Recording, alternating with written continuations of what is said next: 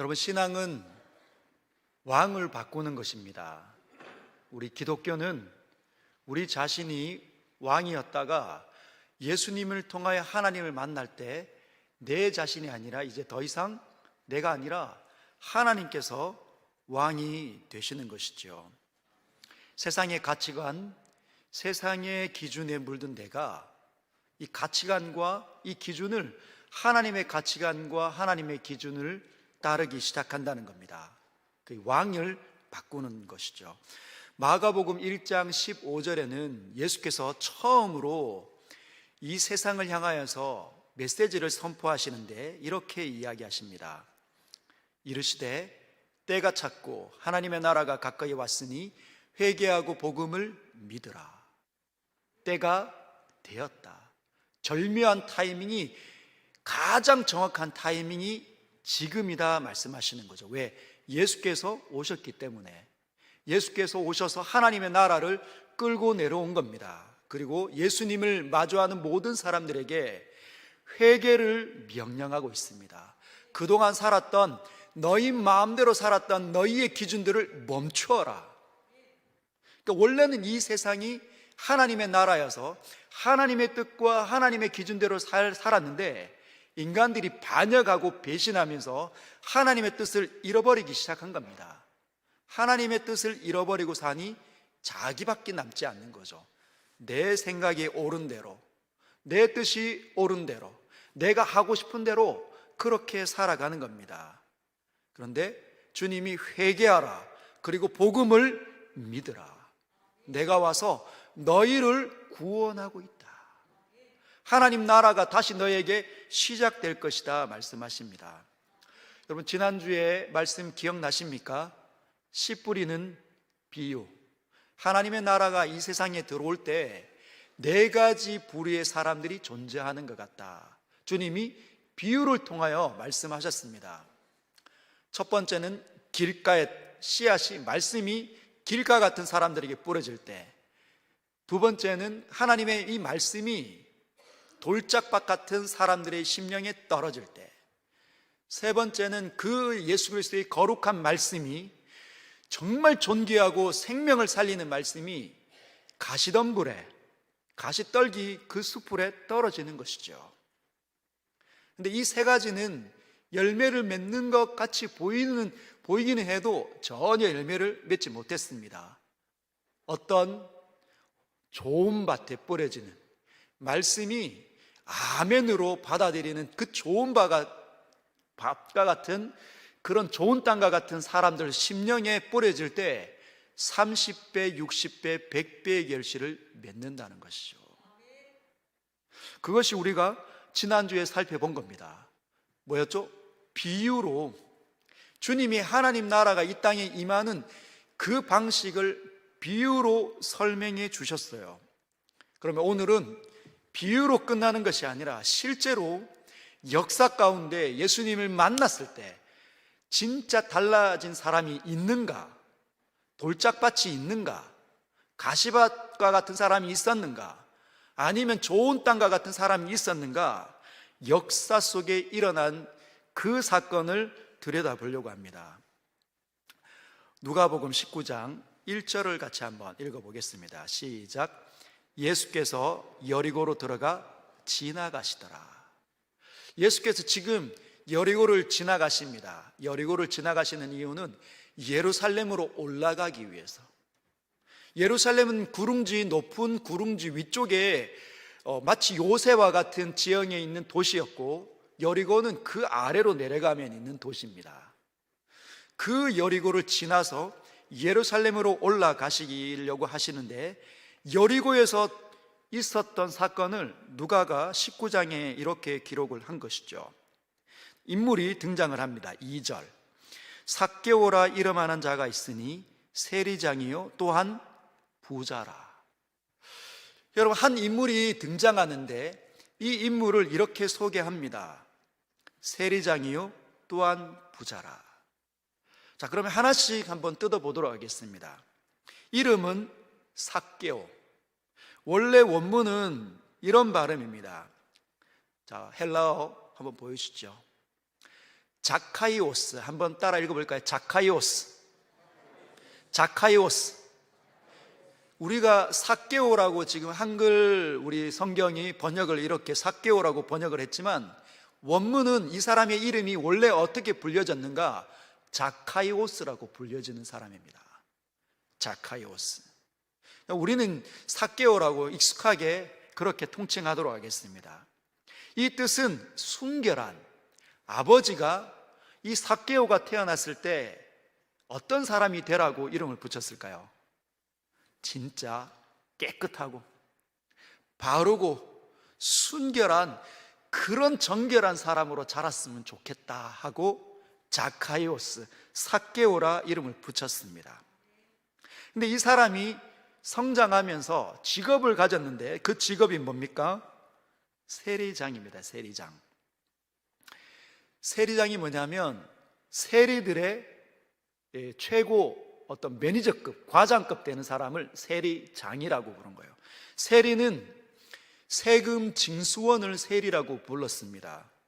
여러분, 로마 시대에 로마가 원래 세계를 정복하기 전에, 제국으로 들어가기 전에 로마라는 나라를 일구었을 때 그 나라를 이루기 위해서 뭐가 필요하냐? 이 정부가, 왕이 뭐가 필요합니까?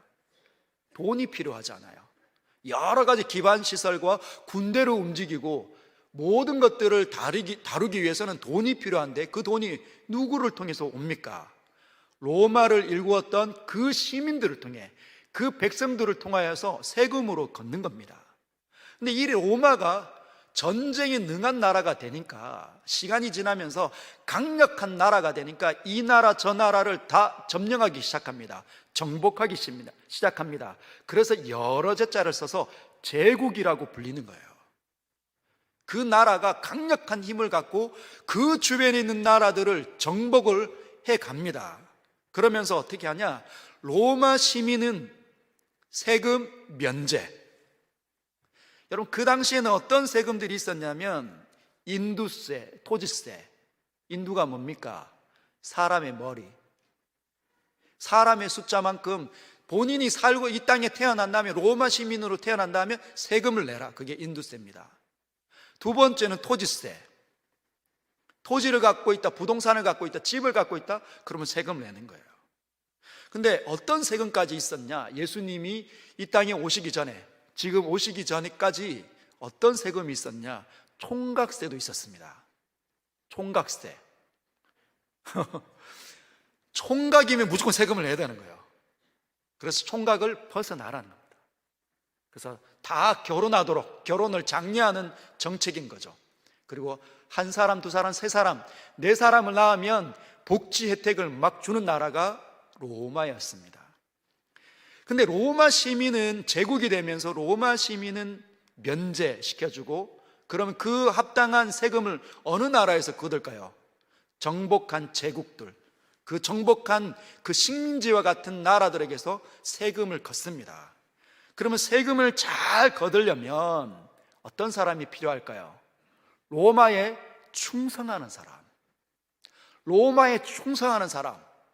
그래서 각각 인두세 얼마? 10,000원 하면 10,000원을 걷어내야 되는 거예요. 근데 이 당시에 이스라엘 땅에 어떤 일들이 팽배했냐면 이 세리들이 장난을 치는 겁니다. 장난질 치는 거죠. 인두세로 10,000원을 걷어야 되는데 얼마를 걷냐? 12,000원을 걷는 거예요. 그러면 5명만 걷으면 자기 수중에 뭐가 들어오죠? 10,000원이 생기는 겁니다. 그래서 부풀리는 거예요. 그래서 이 당시에 세리들은 매국노처럼 여겨졌습니다. 어이구, 저거 로마에 붙어먹는 기생충 같은, 버러지 같은 인생들. 그래서 우리나라 일제시대의 순사같이 콧수염 이렇게 쭉 얍삽하게 이렇게 기르고 막 하이에나 같이 먹잇감을 찾아다니는, 독립투사들을 막 찾아다니는 일본 순사와 같이 여겨졌던 인물들이 세리들이었습니다. 얼마나 미워했을까요? 근데 그 세리들 중에 우두머리 같은 사람이 세리장입니다. 세리장.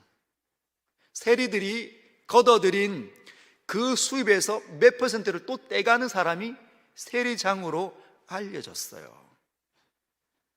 그가 삭개오의 직업이 세리장이었습니다. 세 번째는 그가 부자였다. 부자였다. 어마어마한 돈을 갖고 있었던 사람이라고 이야기합니다. 남들이 다 부러워할 만큼, 오늘날로 말하면 외제차가 여러 대, 그냥 마음만 있으면 그냥 오늘은 포르쉐, 내일은 람보르기니, 이런 걸 막 그냥 살 수 있는 재력을 갖고 있는 거죠. 그래서 바리새인들과 유대인들은 세리를 더러운 자들, 죄인으로 취급을 했습니다. 7절에도 보면 저가 죄인의 집에 유하러 들어갔다, 죄인으로 분류되던 사람들이었습니다. 삭개오는 자기 동족에게 죄인 취급받은 사람이에요. 더러운 사람. 가까이 가면 부정탄다 생각하는 거죠. 그런데 이 사람이 3절에 보면 키가 작다라고 되어져 있어요. 키가 작고, 여러분, 키가 작다, 단순히 왜소할 정도가 아니었다는 겁니다. 여러분, 좀 왜소하다, 키가 작다, 어떤, 오늘날로 말하면 키가 몇 정도 되면 키가 작을까요? 어떤 분들, 남성들 늘 싸우는 거 보면 170이냐 170 아니냐 160대냐 이거 가지고 계속 싸우시는 분들 계십니다. 왜? 170 넘기면 좀 그래도, 근데 170이 안 되면 160대 되면 마치 나는 좀 키가 작은 것처럼 그렇게 생각이 드는 거죠. 그 정도가 아닙니다. 그러면 한 150 정도 되는 거 아니라는 거죠. 그 정도가 아니라 장애가 있어 보일 정도로 키가 작은 겁니다. 장애가 있을 정도로. 여러분, 그러면 그가 어릴 때 태어날 때부터 이렇게 키가 작게 성장했는데, 그러면 그가 어떤 성장 과정을 거쳤을까요? 여러분, 놀림감 받지 않았겠습니까? 여러분, 저도 제 이름이 끝자리가 7자가 들어가다 보니까, 이름이 3개밖에 없는데 3자밖에 안 되는데 그 중에 끝자리가 7자가 되다 보니까 늘 놀림을 받았습니다. 뺑기칠, 77이 뺑기칠, 칠뜨기, 영구와 땡칠이. 여러분, 7자 들어간다고 그냥 칠에 관한 좋지 않은 그 별명은 다 붙는 거예요. 제 친구 중에 누구는 이름에 동자가 들어갔는데 걔는 아무 상관도 없는데 똥파리예요.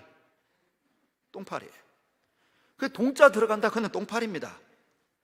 이름에 그 정도 들어가도 그냥 놀림감으로 전락이 되는데, 키가 왜소하다, 장애가 있을 정도로 되면은 어떤 놀림감으로 전락했을까요? 친구들이 열등감이 얼마나 많이 올라왔을까요?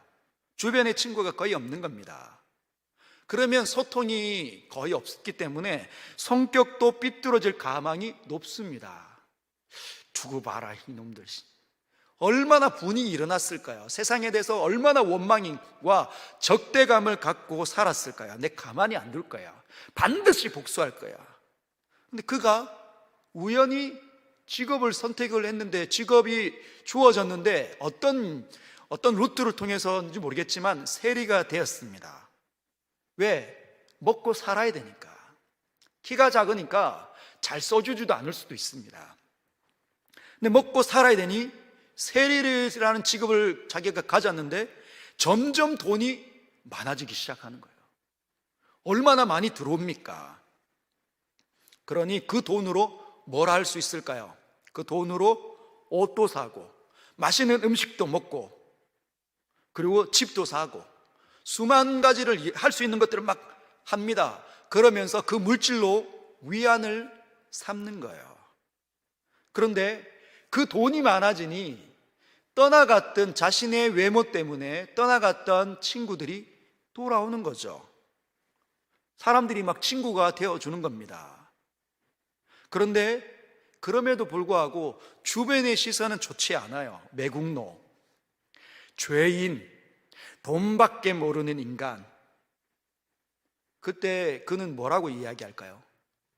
자식들, 돈 없어 봐라. 너네 같은 놈들이 뭘 안다고. 다 아쉬운 상황이 되면 나에게 돈 달라고 할 사람들이 말이야. 여러분, 이런 상황에 있는 사람이 어쩌면 삭개오일 수 있습니다.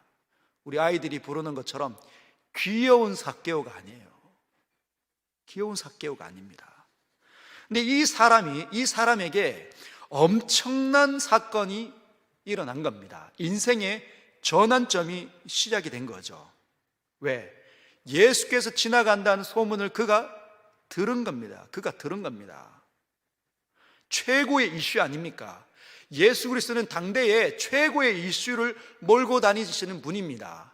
그분이 가면 구름대와 같은 사람들이 몰려다녀 수많은 병자와 말씀을 듣고 싶었던 수만 가지의 부류의 사람들이 막 구름대와 같이 몰려다닙니다. 그리고 기적을 일으키시는 분 아닙니까? 그 예수가 지나간다는 소문이 들린 겁니다. 3절에 우리 같이 한번 읽어볼까요? 시작. 그가 예수께서 어떠한 사람인가 하여 보고자 하되 키가 작고 사람이 많아 할 수 없어. 예수님을 막 사랑했다 이게 아닙니다. 예수님 보고 싶어 이게 아니고, 그가 어떤 사람인가, 도대체 어떤 사람에게 수많은 사람들이 몰려다니는가 관심이 생긴 거죠. 말로만 듣던 예수, 그는 어떻게 생겼을까?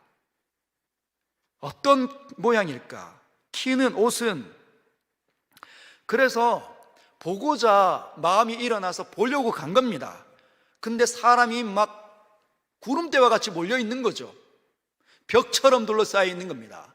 키가 장애를 가지고 있는 것처럼 이 작았던 삭개오가 아무리 뛰어도 볼 수가 없는 거죠.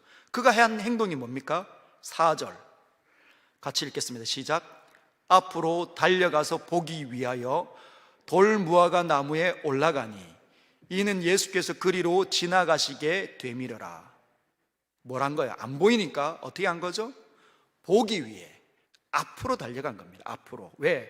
예수께서 저 지점으로 지나가실 거라고 예상되는 그 지점으로 달려가는 거죠. 맨 앞까지 그냥 달려가는 겁니다.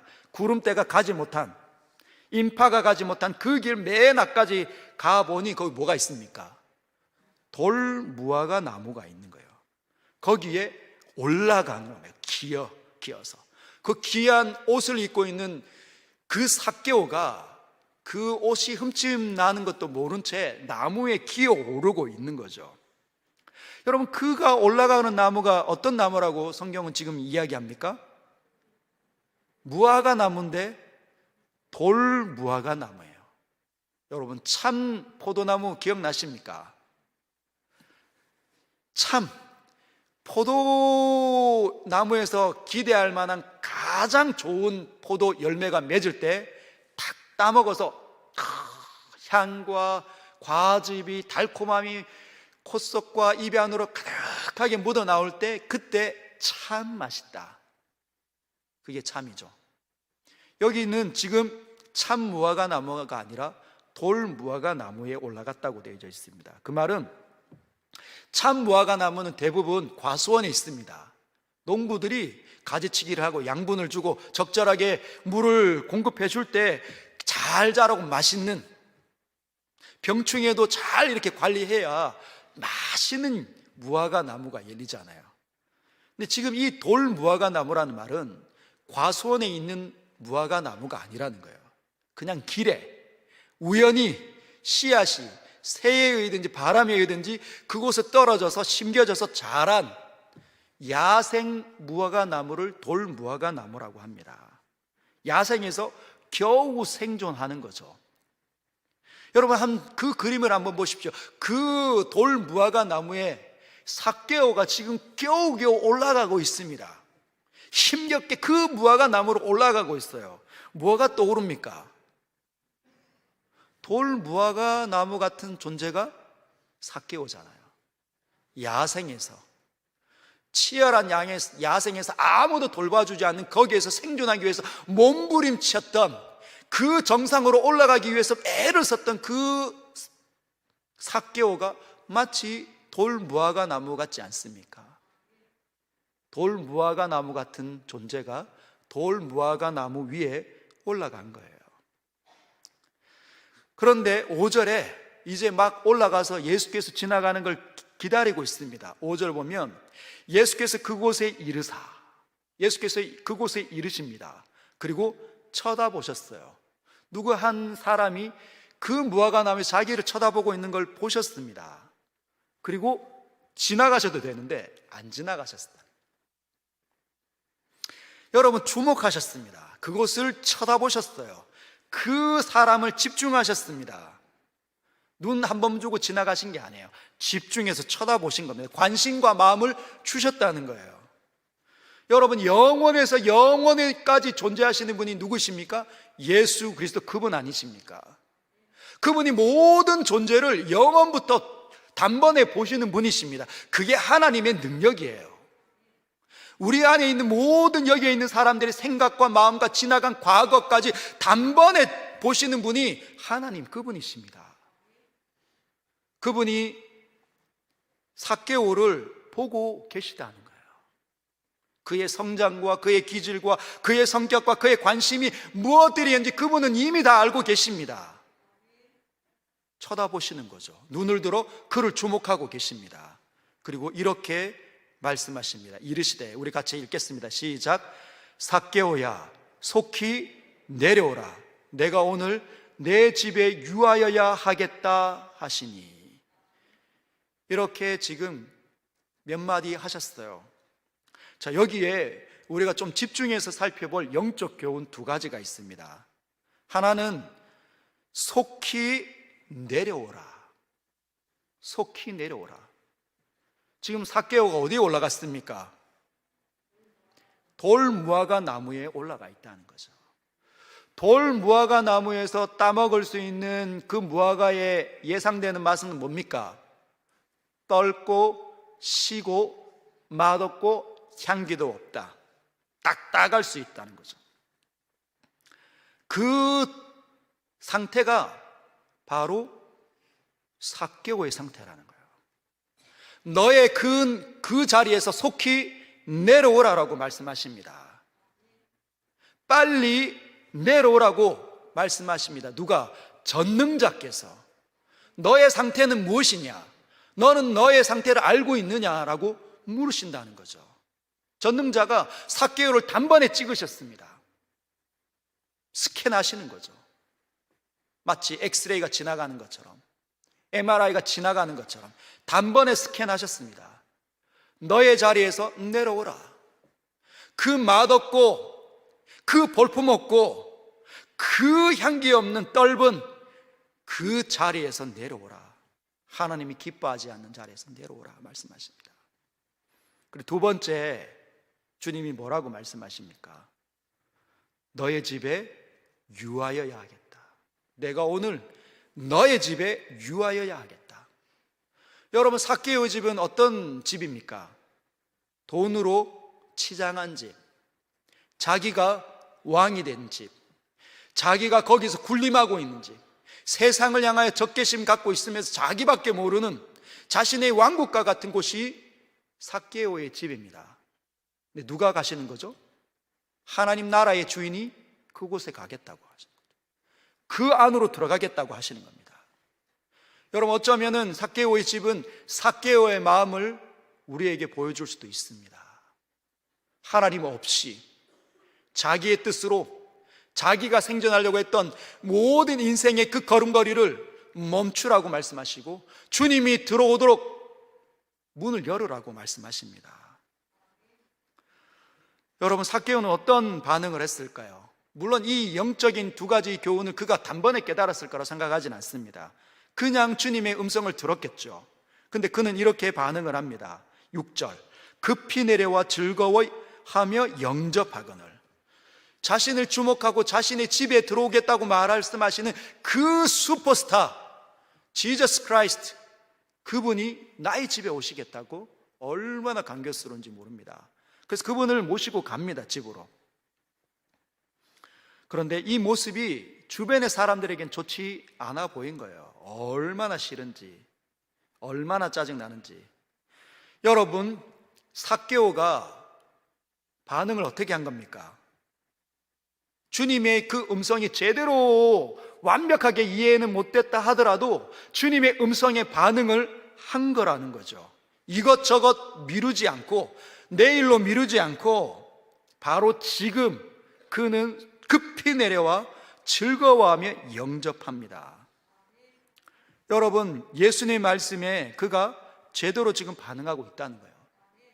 삭개오는 길가가 아니었고 돌밭이 아니었고 가시밭이 아니었습니다. 그는 좋은 땅이었다는 거죠. 근데 누군가는 이렇게 반문할 수 있습니다. 아유, 목사님, 그 정도 가지고 어떻게 좋은 땅이라고 얘기합니까? 너무 억지 아닙니까? 돌밭도 기쁨으로 받았잖아요. 좀 더 지켜봐야 되지 않겠습니까? 물론 지켜볼 필요가 있을 것 같습니다. 좀 더 들어가 보겠습니다. 삭개오의 집에 들어가 예수께서 어떤 관계와 어떤 말씀을 하셨는지 모르지만 갑자기 삭개오 8절에 삭개오가 서서 주께 여짜오되 주여 보시옵소서. 여기에 삭개오가 섰다고 합니다. 이게 어떤 의미일까요? 밥 먹다가 갑자기 섭니다. 식사하고 티 마시다가 수많은 이야기를 듣다가 그가 갑자기 섭니다. 왜 섰을까요? 하나님 나라의 주인이신 그분 앞에 그가 섰습니다. 어떤 의미입니까? 신하가 서는 거죠. 백성이 왕 앞에 서는 겁니다. 머리를 조아리는 거죠. 그리고 그렇게 이야기합니다. 선포를 합니다. 보시옵소서, 내 소유의 절반을 가난한 자들에게 주겠다. 여러분, 자기가 지금 재산 모은, 그렇게 악착같이 모았던, 자기를 지켜줄 수 있는 그 힘을 가지고 있는 그 물질을 어떻게 절반을 잘라서 내어주겠다는 거예요. 절반을 가난한 자들에게 주겠다. 어떤 분들은 그럴 수 있습니다. 아유, 목사님, 빌 게이츠가 막 그냥 90%를 사회에다 환원한다 하더라도 10%만 갖고 있어도 평생 다 써도 못 씁니다. 그렇게 이야기하실 수도 있죠. 삭개오가 그 많은 재물을 절반을 가난한 자에게 준다 하더라도 자기는 어마어마한 재력을 가지고 있을 수도 있습니다. 근데 다음 구절이에요. 만일 누구의 것을 속여 빼앗은 일이 있으면 내 갑절이나 갚겠나이다. 이게 무슨 말일까요? 나 정직하게 살았습니다, 이걸까요? 나 세례로 사람들한테 세금을 거둘 때 한 번도 뻥튀기 가지고 부풀려 가지고 받지 않았습니다, 강탈하지 않았습니다, 이 고백일까요? 아니잖아요. 그가 얼마나 불의한 삶을 살았겠습니까? 주변의 사람들이 싫어할 정도로. 근데 4배를 갖겠다는 말은 자기의 재산을 탕진해도 괜찮다는 뜻이에요. 엄청난 일 아닙니까? 엄청난 일. 여러분, 엄청난 변화가 삭개오에게 일어난 것이에요. 돈으로 위안을 받았던 사람, 돈으로 세상을 극복하고 세상을 이기고 싶었던 그 사람이 물질을 내어놓았다는 것은 무엇을 의미합니까? 이제는 더 이상 물질이 자기에게 영향을 주지 못하고 있다는 것을 의미하는 거예요.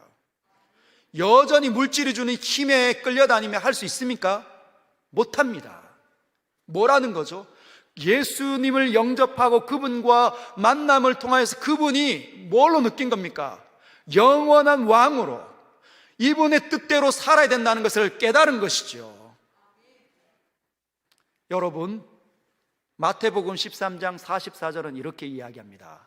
같이 읽어볼까요? 시작. 천국은 마치 밭에 감추인 보화와 같으니 사람이 이를 발견한 후 숨겨두고 기뻐하며 돌아가서 자기의 소유를 다 팔아 그 밭을 사느니라. 천국을 발견한 사람은 그 밭에 감춰져 있는 보화를 발견했기 때문에, 그 사람하고 똑같기 때문에 그 천국을 잃어버릴 수가 없는 거죠. 그 천국의 주인이신 예수 그리스도를 잃어버릴 수가 없는 겁니다. 그것이 너무너무 소중하고 너무너무 강렬하게 부딪혔기 때문에 집에 돌아가 자기의 소유를 다 팔아 그 밭을 사는 거예요.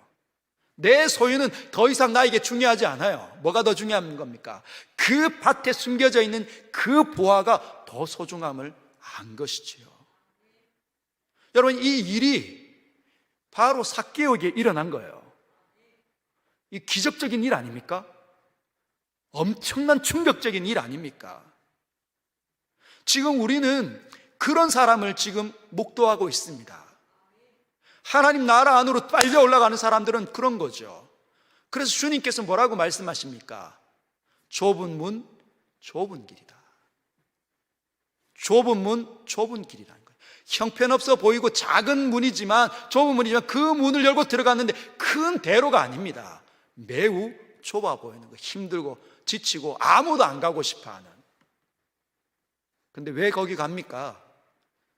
복음에 연결되어져서 믿음이 생겨 하나님께서 살아계시다는 것을 깨달았고, 하나님 나라가 있다는 것을 깨달았고, 예수 그리스도의 영광을 보았기 때문에, 그분의 십자가와 그분의 부활이 얼마나 소중한지 알았기 때문에, 구원받은 사람이니까 그 안으로 들어가는 거예요.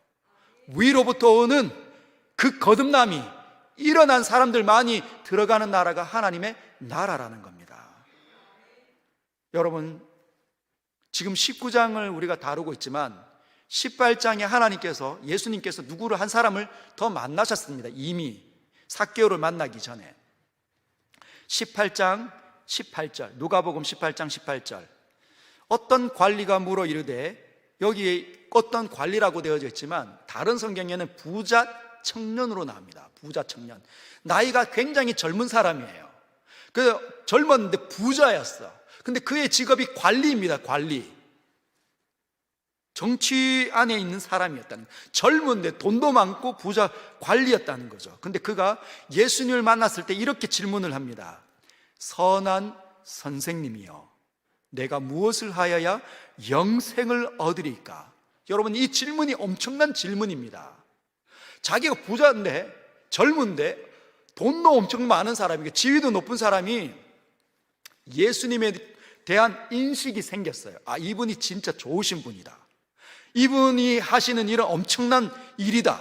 이 생각이 있는 거죠. 그래서 선한 선생님, 가르침을 주십시오. 내가 무엇을 하여야 영생을 얻겠습니까? 이 사람에게 지금 중요한 건 뭐라는 거예요?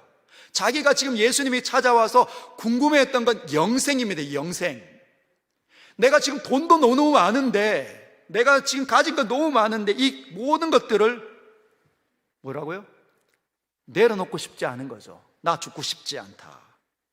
내가 가진 소유 이 모든 것 다 누릴 때까지 살고 싶다. 어떻게 해야 죽지 않고 영생을 누릴 수 있습니까? 그렇게 물은 겁니다. 하나님의 나라, 천국, 관심이 있는 거죠. 희미하지만. 근데 예수님께서 이렇게 대답을 하십니다. 19절에 예수께서 이르시되 네가 어찌하여 나를 선하다 일컫느냐? 하나님 한 분 외에는 선한 이가 없느니라. 그러면서 네가 계명을 안 하니 간음하지 말라, 살인하지 말라, 도둑질하지 말라, 거짓 증언하지 말라, 내 부모를 공경하라 하였느니라 라고 계명을 가르쳐 주십니다. 그랬더니 21절에 그가 이런 반응을 해요. 여짜오되 이것은 내가 어려서부터 다 지켰습니다. 간음도 안 했고 살인도 안 했고 도둑질도 안 했고, 이 사람은 악하게 뺏은 적이 없다는 거죠. 거짓 증언도 안 했습니다. 내 부모를 내가 사랑하고 공경합니다. 이거 다 지켰습니다. 근데 예수께서 뭐라고 말씀하십니까? 22절에 내게 아직도 한 가지 부족한 것이 있으니 내게 있는 것을 다 팔아 가난한 자들에게 나눠주라. 그리하면 하늘에서 내게 보화가 있으리라. 그리고 와서 나를 따르라 하시니, 나를 그때 그 이후에 나를 따라와라. 근데 이 말씀에 이 사람은 지금 어떤 반응을 합니까? 23절 다 같이 읽겠습니다. 시작. 그 사람이 큰 부자이므로 이 말씀을 듣고 심히 근심하더라. 그리고 떠납니다. 여러분, 이 사람은 삭개오는 영생이 궁금했던 적이 없었습니다. 삭개오는 영생에 관한 궁금증도 없었고, 그냥 이 세상을 생존하기 위해서 자기 자신을 지키기 위해서, 승리하고 극복하기 위해서, 다뤄내기 위해서 애를 쓴 악착같이 산 사람일 뿐이었어요. 근데 이 부자 청년은요, 이 사람은 어릴 때부터 말씀에 가까운 사람이었습니다. 천국에 대한 인식도 있고 궁금하고 거기를 소망하는 사람인데, 주님의 말씀을 듣고 근심에 떠나가 버렸어요. 주님이 뭘 간파하신 겁니까? 그는 여전히 재물의 영향력을 받고 있는 사람입니다.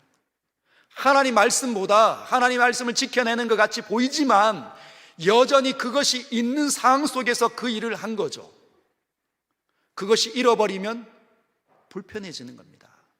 하나님보다 재물이, 내 힘이 더 좋다고 생각한 사람이 바로 부자 청년 그 관리였다는 거예요. 그래서 24절에 예수께서 그를 보시고 이르시되 재물이 있는 자는 하나님의 나라에 들어가기가 얼마나 어려운지. 킹덤 오브 갓, 하나님의 통치 아래 자기가 왕국이었던 사람이 하나님 나라에 들어가기 얼마나 어려운지 모릅니다. 그거 특히 물질을 갖고 남들보다 떵떵거리고 평안 가운데 있는 마치 자기의 왕국이 건설된 사람들은 더 힘들다는 거죠. 26절에 듣는 자들이 이르되 그런즉 누가 구원을 얻을 수 있습니까? 예수께서 말씀하시죠. 이르시되 무릇 사람이 할 수 없는 것을 하나님은 하실 수 있느니라. 사람은 안 된다. 본인 스스로가 생각이 열리는 게 아니라는 거죠. 삭개오는 하나님의 은혜를 받은 사람입니다. 내려놨어요. 주님의 존귀함과 주님의 영광과 주님의 부유함과 그 나라의 영광을 그는 알았습니다. 그래서 더 이상 그에게 원래 달라붙어 있고 그를 이끌었던 그 모든 재물들은 더 이상 소중하지 않았어요. 다 잃어버려도 괜찮다고 생각을 합니다. 절반을 떼서 가난한 사람들에게 나눠주고 4배 갚겠다고 한 거죠. 여러분, 삭개오가 짧은 순간이기 때문에 모든 하나님 나라의 비밀을, 그 진리를 통달할 수는 없었겠지만 그는 알았습니다. 제대로 예수님에 대한 감각이 살아난 거예요. 내가 지금 잘못 살고 있구나. 내가 지금 잘못 살고 있구나. 이대로 살다가는 큰일 나겠구나. 큰일 나겠구나. 다르게 살고 싶다. 다르게 살고 싶다. 하나님의 뜻대로 살고 싶다. 이제는 그분의 다스림과 그분의 말씀대로 내가 살아가야겠다. 그렇게 결정한 것이죠. 어려운 겁니다. 사람들이 우리를 인정하지 않을 수도 있어요. 바보, 천치로 볼 수 있습니다. 세상 사람들은 적절하게 거짓말하고 적절하게 왜곡시키고 적절하게 헌담하고 적절하게 미워하죠. 그러니까 우리는 그렇게 하지 않아야 합니다. 우리는 하나님 말씀대로 살아야 합니다. 저도 그게 쉽지 않다는 건 알아요. 하려고 애를 쓰고 있습니다. 목사는 지는 사나 저도 못 살 때가 많겠죠. 그러나 해야 된다고 믿는 사람입니다. 그래서 입 다물려고 애를 쓰고 있습니다. 그래서 우리 모두도 그렇게 해야 된다는 거예요. 하나님께서 지시하는 지점까지 걸어가기 위해서 몸부림쳐야 합니다. 몸부림쳐야 합니다. 몸부림치시길 주님의 이름으로 축복합니다. 그래서 여러분들이 하나님 나라가 나에게 시작됐다는 것을 사람들에게 알려주십시오. 복음을 선포하시길 바랍니다. 나를 보아라. 나 예수 믿고 사람 됐다. 나 예수 믿고 바뀌기 시작했다. 입술이 오늘부터 달라져야 합니다. 내 아내와 남편이 나를 느껴야 된다는 거죠. 내 자녀들이 나를 느낄 수 있어야 합니다. 내 주변에 있는 사람이 나를 느낄 수 있어야 합니다. 예배 때 여러분 하나님을 진정으로 만나시길 바랍니다. 가볍게 예배를 드리시면 여러분이 만약 목사님이다, 여러분이 집사고 권사고 장로다, 그러면 복음의 위력은 더 떨어지게 되어져 있습니다. 하나님을 저렇게 믿어야 되는구나. 그래서 우리는 우리 자신을 잘 지킬 필요가 있습니다. 세상에 한 주간 살면서 수많은 유혹과 세상의 거침이 우리에게 들어올 수 있어요. 그러나 이 예배당에서는 하나님을 만나 회복되어야 된다는 거죠. 왜? 하나님이 살아계시기 때문에. 그분이 말씀하시면 모든 저주가 끝이 나는 줄 믿으시길 바랍니다. 삭개오가 드러난 것처럼. 얼마나 자기밖에 몰랐던 사람일까요? 주변의 사람들이 다 손가락질하고 불의한 사람으로 생각했는데 아마 그 집으로 들어가는 예수께 향하여서도 그들은 손가락질합니다. 구름대와 같이 몰려가면서도 저가 죄인의 집에 들어간다. 그러나 그는 예수를 만나면서 완전히 달라졌습니다. 하나님의 영광이, 하나님의 은혜가 저와 여러분들에게 시작되길 주님의 이름으로 축복합니다. 그래서 저와 여러분들의 삶을 수많은 것들이 우리를 좀먹고 우리를 병들게 할 때 그것들을 물리치시길 바랍니다. 그리고 여러분과 관계되어져 있는 사람들에게 하나님의 살아계심을 보여주시길 주님의 이름으로 부탁드립니다. 우리 말씀을 기억